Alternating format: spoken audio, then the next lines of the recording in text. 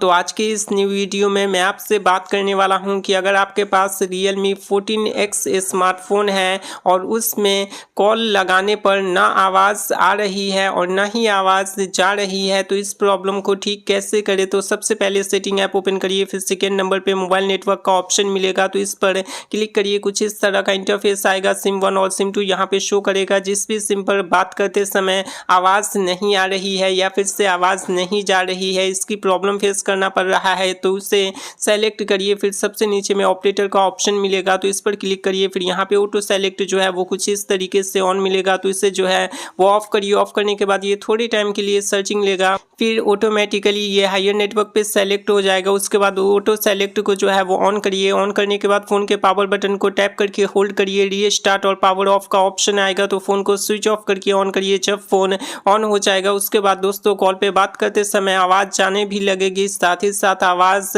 आने भी लगेगी।